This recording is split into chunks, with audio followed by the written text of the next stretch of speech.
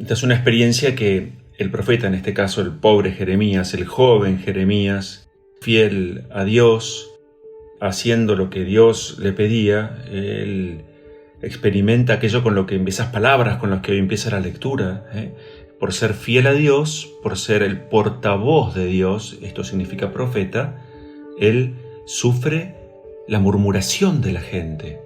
Él oye a la gente que lo acusa. Vamos a delatarlo. Él quiere ser fiel a Dios, a lo que Dios le pide que diga, y siente que no hay una buena receptividad en la gente. La gente no quiere convertirse, cambiar. Está más atenta a sus problemas, a sus miedos, a sus tristezas, que a lo que Dios le está proponiendo a ese pueblo. Entonces Jeremías necesita recordarse a sí mismo, porque esta es la experiencia que él hace. Yo sé que el Señor es mi fuerte defensor.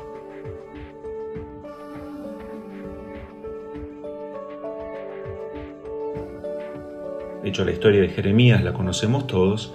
Llegará un momento en el que Jeremías, preocupado, es como que se planta delante de Dios y, bueno, yo hice todo lo que vos me pedías y nadie está atento, ¿no? Esta prédica no ha tenido como éxito, como resultado, ¿no es cierto? Y Dios le va a decir a Jeremías, Dios nos elige para que cumplamos una misión, para que le seamos fieles, para que sembremos, digamos. Este no es el tiempo de cosechar, es el tiempo de sembrar. Entonces, esto es algo muy lindo, Miren, yo recuerdo que hay cuento tan lindo, ¿no? Dicen que el padre estaba saliendo para trabajar y que cerca de la puerta de entrada se encuentra a su hijito más pequeño, que estaba como llorando, medio en silencio, como enojado, estaba intentando arreglar el autito que se le había roto. Entonces el padre se detiene a mirar esa escena, se da cuenta que el hijo medio de reojo lo mira, intenta con esto, intenta con aquello, arreglar las ruedas que se habían salido de ese autito, y en un momento dado el padre, viendo que el hijo estaba como medio paralizado, le pregunta: hijo, ¿intentaste todo? Y el chiquito mira al padre y le dice: sí, papá. Y el padre le contesta: no, hijo, todavía no me pediste ayuda. Esa es la historia nuestra. Queremos, a veces con nuestros esfuerzos titánicos enormes, encontrar las respuestas y soluciones que no están en nosotros.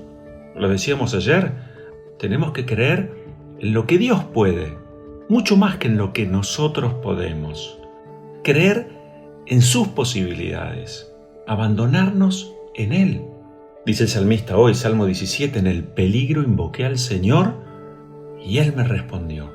Qué lindo tener esa hondura de mirada para darnos cuenta dos cosas. En primer lugar, que Dios siempre escucha aquello que le pedimos. Y también hablábamos en este tiempo acerca de lo importante de ser pacientes. Y decíamos que, citando a Benedicto XVI, que entre el tiempo en el que nosotros ponemos delante de Dios nuestro pedido a través de nuestra oración y el tiempo en el que llega la respuesta de Dios, dice Benedicto XVI, ese es el tiempo de la fe. Nosotros, hasta que nos encontremos con Dios cara a cara, vivimos de fe. Entonces tenemos que ser pacientes y tenemos que ubicarnos. El amor sano es el amor ubicado, y ubicado más en el otro que en uno mismo. Ese es el amor que se centra cuando se descentra, sale de sí mismo y prioriza al otro antes que a uno. Entonces, esa experiencia que había hecho el salmista, lo va a decir Pablo: sé muy bien en quién he puesto mi confianza, decíamos ayer. En el peligro invoqué al Señor, y yo sé que Él me respondió. Y no solo me escuchó, me respondió. Hoy Jesús sigue con en el Evangelio que estamos leyendo de Juan. Aquí Jesús quiere mostrar la verdad y lo confunden con un blasfemo. Jesús quiere presentar argumentos para que puedan aceptar, porque Jesús quiere que comprendan, que entiendan, pero sus intentos van a ser vanos. Nosotros ya lo sabemos, Jesús va a morir por decir la verdad acerca de sí mismo. Él es la verdad. Va a morir por ser fiel y obediente al Padre, fiel a su identidad y a su misión. Oriento un poco esta meditación, escuchando en estos días y charlando con algunos docentes acerca de lo difícil, lo agotador, imposible que les resultaba esta tarea, sí, titánica, de estar de un lado de la pantalla. Yo me acuerdo del cardenal Martini. Él decía que educar, no hay que olvidarse que es difícil. Sí, educar es difícil, pero es posible, y no solo posible, además es bello, sean cual sea la circunstancia. Por supuesto que para un padre, y hablaba también con algunos en estos días y me decían lo complejo que empezaban a comprender los padres, la tarea enorme que veían a sus mujeres acompañando a sus hijos con las tareas, buscando información, horas de horas, ¿no? Cómo valoraban eso y agradecían esa realidad de un modo distinto. Bueno, todo esto para decir que Jesús es maestro. Lo fue, es hoy y va a seguir siendo maestro, porque Jesús educa. Jesús sigue llamando a discípulos, somos nosotros hoy, para que lo sigamos, para que estemos con Él, para luego enviarnos. Yo recuerdo un profesor, el doctor Comar, les decía estos días en el seminario, él nos decía que había como dos formas de entender la formación de una persona. Una de esas formas, últimamente hablando, era aquella que había surgido a partir del iluminismo francés, donde aparecía una palabra, la palabra que hoy todavía se usa en nuestro vocabulario en general, que es el hacer referencia a los alumnos. La palabra alumno, nos explicaba él, viene del latín a lumen, sin luz, donde el concepto entonces es el maestro, también viene del latín magis stare, es el que está más allá de. Por eso antiguamente en las aulas estaba como esa tarima con el escritorio y arriba el maestro, estaba más allá, y delante del maestro estaban ese conjunto, el alumnado, el conjunto de personas que no tienen luz, con lo cual en ese concepto de formación es el que está más allá debe iluminar, infundir la luz, la formación, en aquellos que no la tienen. Pero explicaba este profesor que hay otra manera de mirar también la formación de las personas, que es aquella que había surgido con los griegos. En el mundo de los griegos estaba el educador con sus educandos. La palabra educar viene del verbo educere, que significa sacar de adentro. No es infundir desde afuera, sino sacar desde adentro. Bueno, y nos trataba de hacer comprender que la formación más profunda es aquella que justamente la del, vamos a llamarlo genéricamente, ¿no es cierto?, del maestro, que como educador conoce uno a uno a sus niños o a Jesús, a sus discípulos, los conoce porque comparte con ellos la vida y entonces trata de sacar lo mejor, saca de adentro para que puedan conocer y aprender. Educar es difícil, es cierto, posible, y también es una tarea muy noble, muy linda. Jesús, ante todo, reúne a sus discípulos para que estén con Él, para que caminen con Él. Nosotros también, en algún sentido, vamos creciendo y vamos siendo como educandos a la luz de la fe. Este es el desafío grande, ¿no?, para todos también, educar desde la fe. En la fe también se aprende a crecer y conocer. Entonces, pensaba que Juan Pablo II lo recordaba en estos días, ayer, que celebrábamos los 15 años de su partida. Él decía que uno de los dramas graves de nuestro tiempo, hace ya más de 15 años, uno de los grandes dramas de nuestro tiempo es la orfandad con padres vivos. Hay quienes han engendrado la vida de hijos, pero no son realmente padres. Y entonces él decía que un camino muy lindo para romper esa orfandad, esa distancia entre padres e hijos, era precisamente la educación, porque la educación hace que se acerquen las personas. De hecho, la palabra colegio, collegium, viene del latín collegere, admite la interpretación de estar unidos, collegere, estar unido a otro. Entonces, la educación, la formación más honda es aquella en la que se hacen presentes dos o más. San Juan Bosco, gran educador, por cierto, y gran santo, él decía que educar es cosa del corazón. Por eso Jesús hoy a estos judíos incrédulos que lo acusan, lo quieren acusar de blasfemo y además lo quieren apedrear, Jesús dice, si no me creen a mí, crean al menos por las obras que realizo. Jesús educa con todo lo que Él es, indudablemente que con sus palabras, pero también con sus obras. Jesús enseña con lo que dice y hace. Él escucha, está atento, Él se detiene, no pasa de largo y aprovecha toda ocasión y toda situación de pecado para enseñar. Y lo hace con delicadeza, con ternura. Se toma su tiempo. Digo esto para tantos padres y madres de hoy, ¿verdad? Educa con toda su persona. Los hijos se dan cuenta de los mensajes contradictorios. Yo lo escucho tantas veces, ¿no? Papá, mamá me dicen esto, aquello, y sin embargo, grandes contradicciones. Grandes contradicciones. Hoy que se habla tanto de la calidad educativa y es hoy una preocupación por los tiempos que corren, el cardenal Martini, él decía que hay que pasar de la calidad educativa a la caridad educativa. Toda educación, toda formación cristiana, es decir, todo aquello que intente el ayudarnos a crecer como personas, como ciudadanos, como hijos de Dios, apunta en definitiva a un amor más perfecto, a la capacidad de dar y de entregarnos.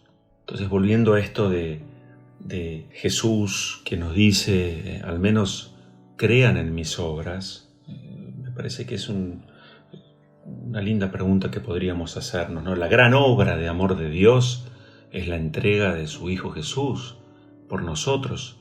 Por eso también pensaba que hoy, quinto viernes de Cuaresma, que aprovechemos también este día como lo propone ese ejercicio de piedad, de devoción, de amor en el detalle de cada viernes de Cuaresma, detenernos como matrimonio, como familia, a recorrer, a mirar mucho el camino de la pasión y muerte de nuestro Señor en esa oración tan rica que es la oración del Vía Crucis. Pensar nuestras propias estaciones como matrimonio, como familia, en esta cuarentena, los días que van pasando, nadie sabe cuánto se va a extender. Bueno, nuestra vida también es decirlo así, no tenemos que tener reparo, como un camino hacia la gloria, y como no hay gloria sin cruz, el amor ha muerto crucificado, y hacia allí también vamos nosotros con esa soledad, incomprensión. Entonces, ir viendo también nuestras caídas, espejarnos, reflejarnos en ese camino de Jesús. Y en el mientras tanto, bueno, hacer lo que Dios espera, ocuparnos de quienes están a nuestro lado para educarlos y formarlos en la totalidad de su ser. Hay una educación para papá y mamá que es indelegable porque es una responsabilidad primera, que es educar y formar en la fe. Donde no hay jubilación y egreso, un padre y una madre nunca dejan de educar y formar a sus hijos, tengan la edad que tengan. Este padre que le dice al niño, mira, lo intentaste todo, y el chico agotado, sí papá, no me pediste ayuda. Tenemos que también enseñarnos mutuamente acerca de la importancia que tiene el pedir ayuda a otro. Bueno, también dar gracias, pensaba hoy a la mañana, por nuestros maestros, aquellas personas cercanas, amigos, que son como un baluarte, porque lo que dicen está respaldado por lo que hacen. Hay una coherencia. Georges Bernanos, aquel escritor francés, él decía, lo que el otro, el prójimo, espera de nosotros, es lo que Dios espera de nosotros. Esa coherencia de vida, ese estar atento, ese modo de manifestar la caridad que también no es solamente dar cosas, sino como Jesús, darnos nosotros, como Jesús, saber detenernos. Toda ocasión es propicia para brindar auxilio, para dar una mano.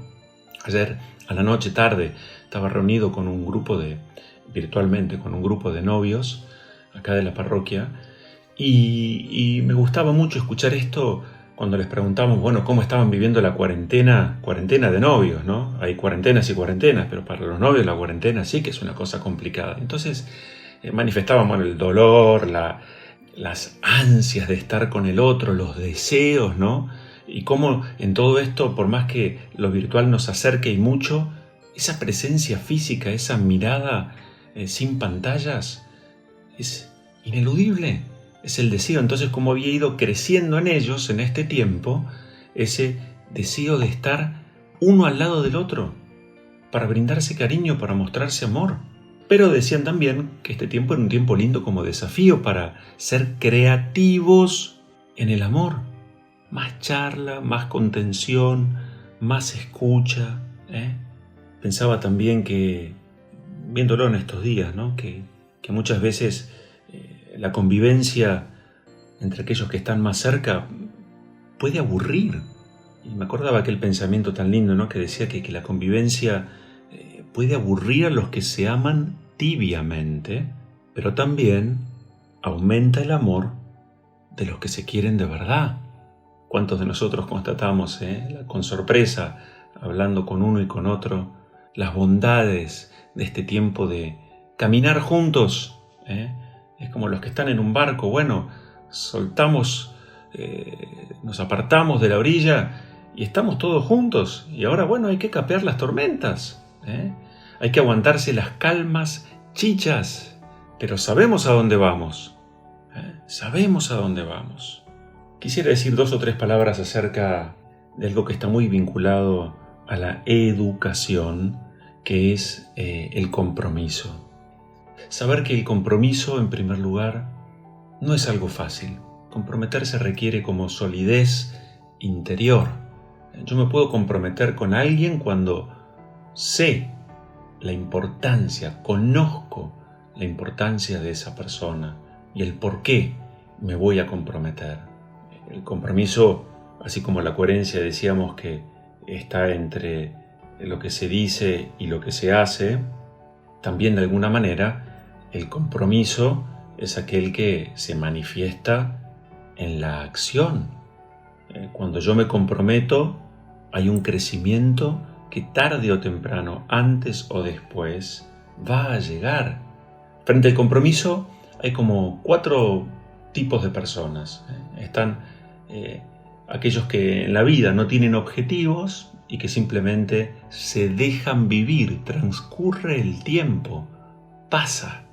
Hay gente que en general no se compromete, ante todo consigo mismo, por lo tanto no se comprometen con la realidad y mucho menos se van a comprometer también con Dios. Hay otras personas que no se comprometen porque tienen miedo, entonces evitan el compromiso. Hay otros que empiezan porque hubo un compromiso como inicial, pero después dudan y abandonan. Y finalmente hay quienes, habiéndose comprometido, fijan metas y se comprometen y sostienen ese compromiso a lo largo del tiempo. Esos son los mejores educadores, Son los que se mantienen fieles, presentes en el tiempo. A su vez, me parece que es importante recordar que comprometerse es estar dispuestos a superar aquello que nos frena. Utilizando la imagen de la montaña en estos días, yo recuerdo en alguna ocasión subiendo a alguna montaña, el guía nos dijo, miren, a partir de ahora todo va a ser un problema. El que no esté dispuesto para ayudar a otros a resolver esos problemas, mejor que no empiece a subir. Clarísimo. Llegar a la cumbre es disponerse a las tormentas, los fríos, los vientos, estar encerrado en la carpa, el dolor de cabeza, el mal de altura, la falta de oxígeno, comer mal, hidratar mal. No nos puede gobernar el temor, ese miedo. Por supuesto, esto lo hemos dicho también varias veces a lo largo de estas reflexiones, pero sin decisión no hay compromiso posible. Entonces volver a preguntarnos, ¿no? A ver, como matrimonio, ¿a qué nos hemos comprometido? Como familia, ya no solo como marido y mujer, como papá y mamá, ¿a qué nos hemos comprometido? ¿Seguimos comprometidos en lo mismo? Independientemente del resultado, entendemos que, aun a pesar de las incomodidades y de las dificultades, el poder seguir educando a nuestros hijos es algo bello, es algo lindo, es algo noble. San Alberto Hurtado, ese santo grande chileno, decía que no es este el tiempo para bajar los brazos. Es tiempo de unir las manos, en primer lugar, para rezar y también para dar.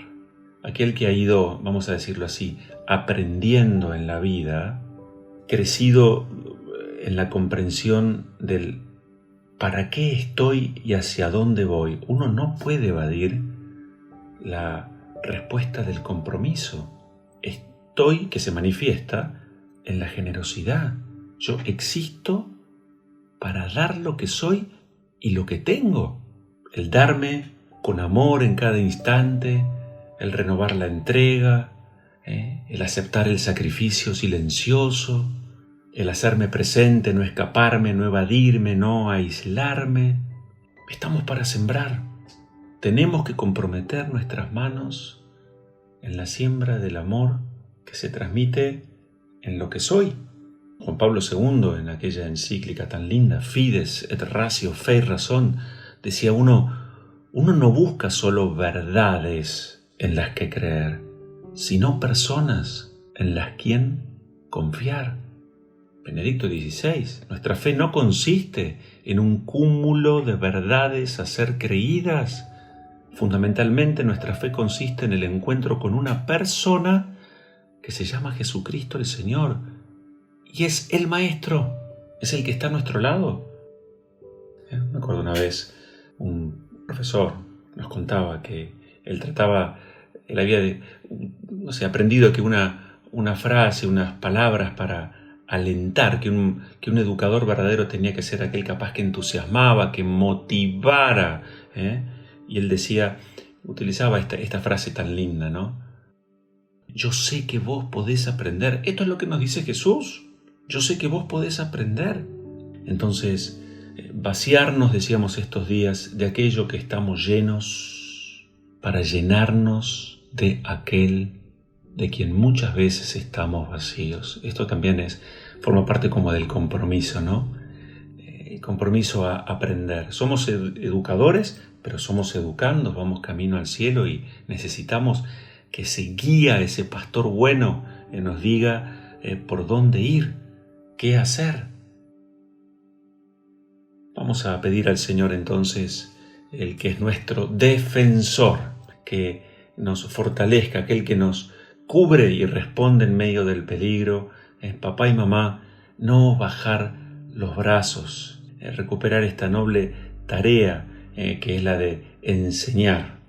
Entonces, papá y mamá, den testimonio, hijos también den testimonio de esa responsabilidad que les cabe como personas que necesitan ser formadas, consolidadas. Las bases deben ser reforzadas, pero también las bases de la fe. Venga a ser como la clase magistral de Dios, que se vuelve a poner con humildad, en silencio, en la sencillez, en la simpleza de Jesús, para que hagamos experiencia de ese tesoro, de lo más importante que podemos recibir. El Señor está con ustedes. Recibamos la bendición de Dios, Padre, Hijo y Espíritu Santo. Amén.